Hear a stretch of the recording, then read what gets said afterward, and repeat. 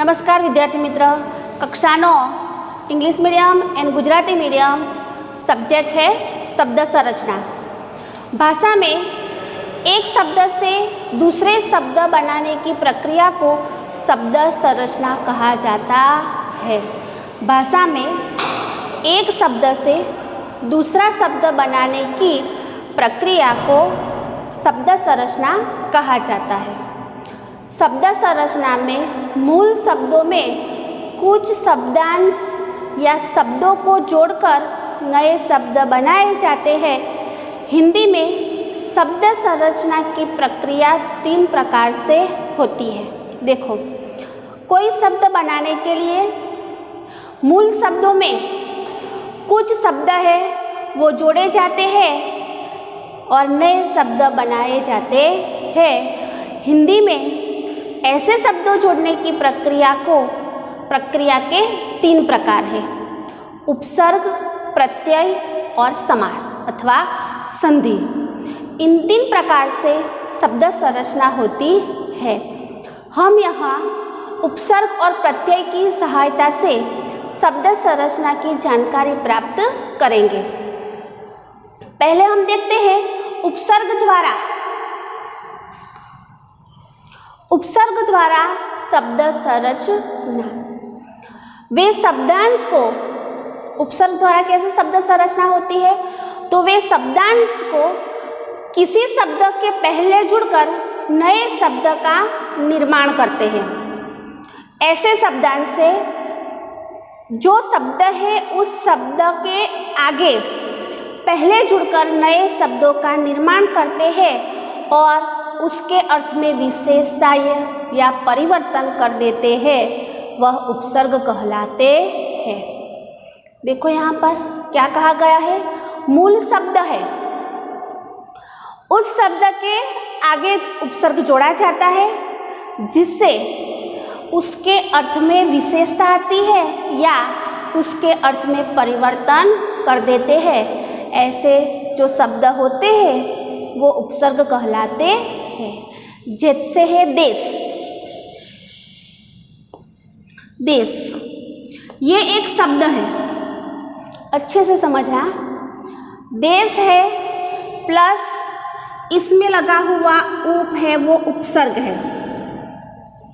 उपसर्ग को समझने आप 8th स्टैंडर्ड में भी ये उपसर्ग और प्रत्यय अच्छे से समझे होंगे, लेकिन फिर से यहाँ पर हम शब्द संरचना जब पढ़ते हैं तो उसमें ये आवश्यक हो जाता है। तो हमने पहले देखा था कि शब्दांश के पहले जुड़कर शब्द के अर्थ में परिवर्तन कर देते हैं या शब्द की क्या बताते हैं, विशेषता। तो हमने देखा यहाँ पे देश वो शब्द है और उसके आगे जुड़ गया उप, तो शब्द बना उपदेश।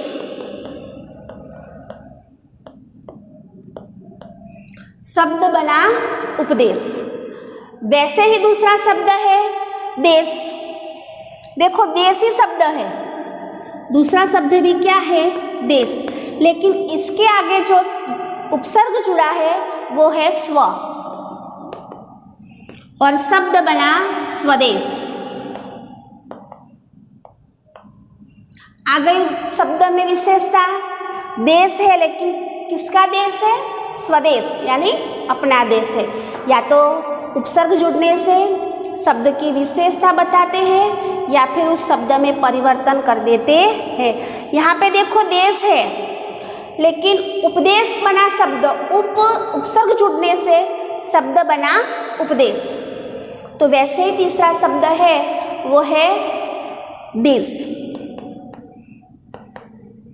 यहाँ पे है देश, उसके आगे जुड़ा है वी यानी शब्द बना विदेश। शब्द में परिवर्तन आ गया।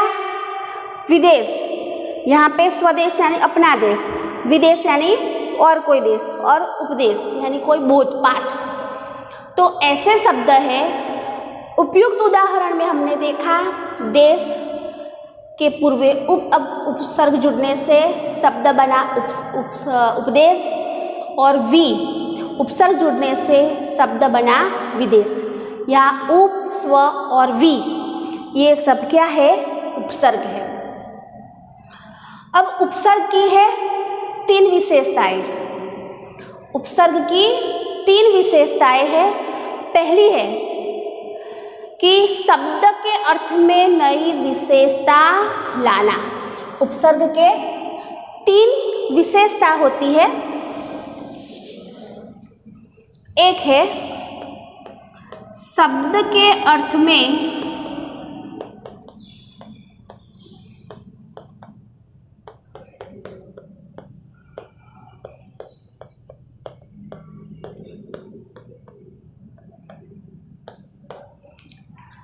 शब्द के अर्थ में नई विशेषता लाना। शब्द के अर्थ में नई विशेषता लाना जैसे है बल, उसके आगे जुड़ा प्र तो शब्द बना प्रबल। प्रबल यानी शक्ति, बल तो शक्तिशाली है लेकिन प्रबल बहुत ज़्यादा शक्तिशाली। ऐसे है शासन, दूसरा शब्द है शासन, उसके आगे अनु उपसर्ग जुड़ा और शब्द बना अनुशासन। शब्द बना अनुशासन।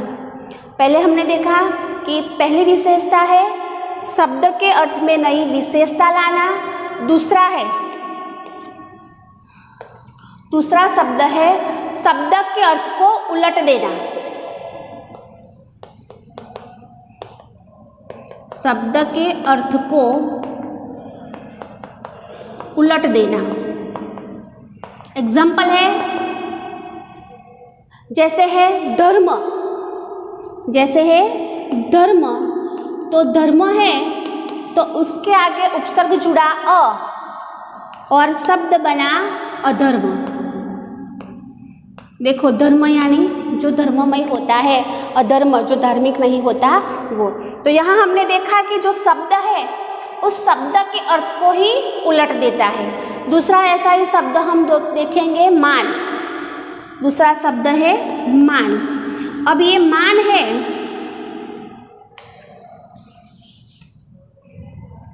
ये मान यानी सम्मान प्रतिष्ठा, बराबर। तो इसके आगे जुड़ गया अप। ये अप वो उपसर्ग है और शब्द बना अपमान।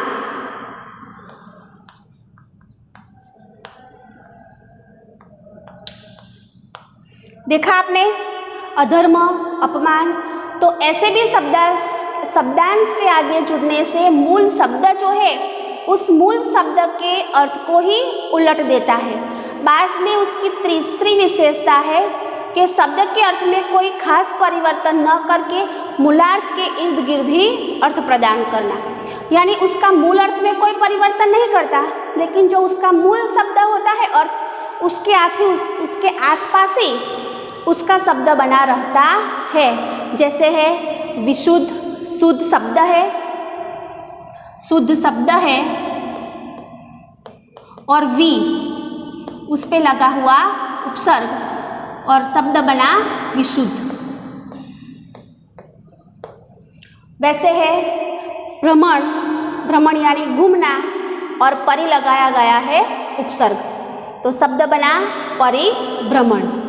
तो ऐसे उपसर्ग भी होते हैं जिसके उपसर्ग शब्द निर्माण में बड़े सहायक होते हैं। एक ही मूल शब्द में विभिन्न उपसर्गों के योग से विभिन्न अर्थ प्रकट होते हैं।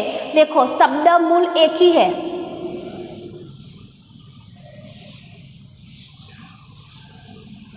शब्द मूल एक ही है, लेकिन उसमें अलग अलग उपसर्ग जुड़ने से विभिन्न योग से उपसर्ग शब्द निर्माण में सहायक होता है। एक ही मूल शब्द विभिन्न उपसर्गों के योग से विभिन्न अर्थ प्रकट करता है। शब्द एक ही होता है लेकिन अलग अलग शब्द जुड़ने से उसके विभिन्न अर्थ होते हैं। देखो हार, हार ये एक ही शब्द है। हार वो एक ही शब्द है, लेकिन इसके आगे अलग अलग उपसर्ग जुड़ने से उसके मीनिंग कैसे होते हैं वो हम देखेंगे। तो आ प्लस आहार, आहार यानी भोजन, कितने विभिन्न अर्थ होंगे वो हम देखेंगे। फिर हर ही शब्द है और उसके आगे जुड़ा है सम।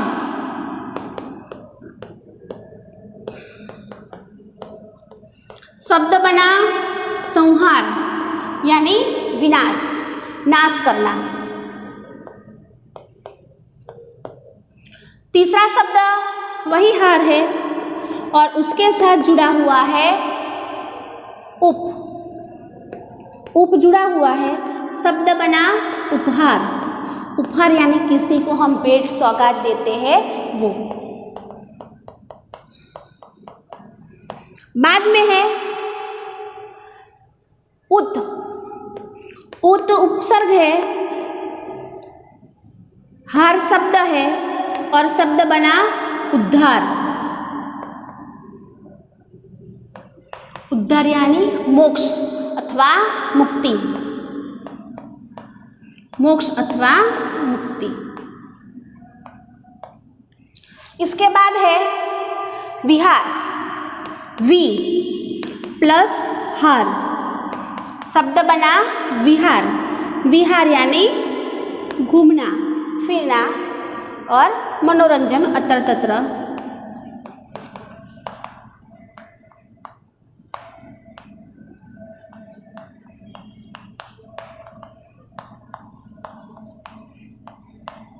मनोरंजन के लिए घूमना। तो ऐसे हिंदी भाषा में मूल शब्द है, मूल शब्द के आगे कोई और शब्द जुड़ जाने से उसके शब्द, उसके मीनिंग अलग अलग होते हैं। तो ऐसे कितने और भी उपसर्ग है, जैसे है अ का अर्थ होगा है कभी नहीं अथवा निषेध के अर्थ में उसका प्रयोग होता है। और जैसे उदाहरण के रूप में है अज्ञान, अगम, अमर, अछूत, अचूक। वैसे है अन, उसका भी मीनिंग अर्थ होता है अभाव अथवा निषेध। तो अनपढ़, अनहोनी, अनजान, अनमोल। फिर है कु अथवा कु यानी बुरा अथवा बुरी। तो कपूत, कुचाल, कुपात्र, कुकर्म।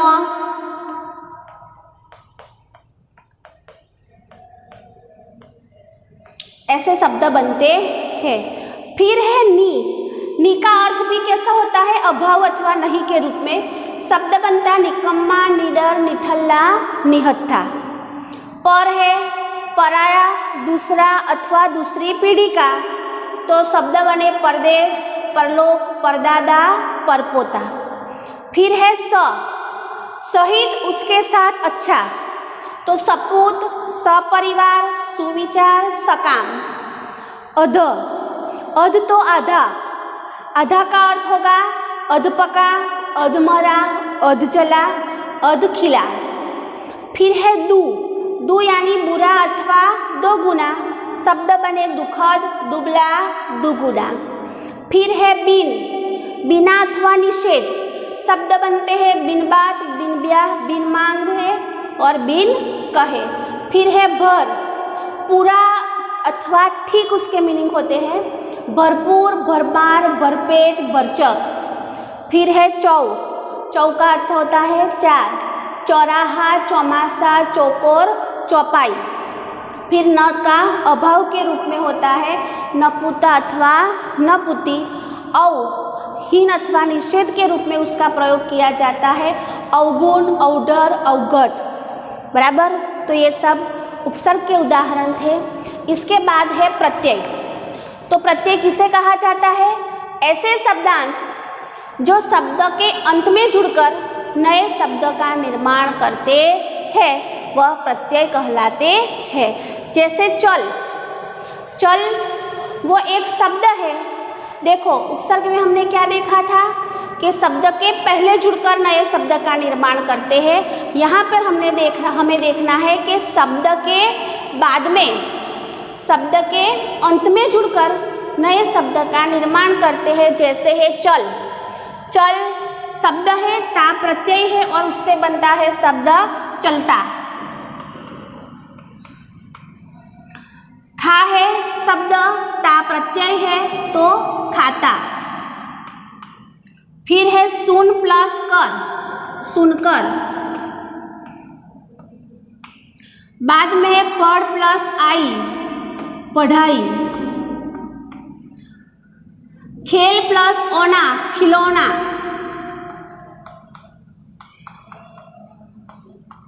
बाद में है गाड़ी प्लस वाला तो गाड़ी वाला। भूख प्लस आ, भूखा। लड़का प्लस पन, लड़कपन। फिर है इंसान प्लस इयत, इंसानियत। उसके बाद है खाट प्लस इया, खटिया। उसके बाद बल प्लस साली, बलशाली। फिर है झगड़ा प्लस आलू, झगड़ालू।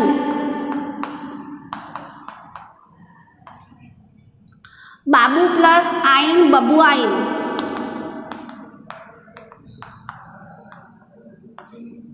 फिर है शेर प्लस नी, शेरनी। और लास्ट में है भिख प्लस आरी, भिखारी। तो ऐसे शब्द के अंत में जुड़कर नए शब्द का निर्माण करते हैं, उसे प्रत्यय कहा जाता है। आपके टेक्स्ट बुक में पेज नंबर 75 पे इसकी विस्तृत जानकारी दी हुई है। और हम जो हमारे जो चैप्टर वर्कशीट आती है उसमें आपको लास्ट में उपसर्ग या प्रत्यय पहचानो ऐसा लिखा हुआ होता है। तो आप लोगों को ऐसे एग्जाम्पल दिए हैं, तो इससे सीख लेकर वो कंप्लीट करना, बुक में अच्छे से पढ़ना। और ये उपसर्ग है, उसके पेज नंबर है 72 एंड 73 पर। तो विद्यार्थी मित्र, आपने अच्छे से पढ़ा समझा होगा और उसके आधार पर आप और अन्य उदाहरण भी बनाएंगे। Thank you.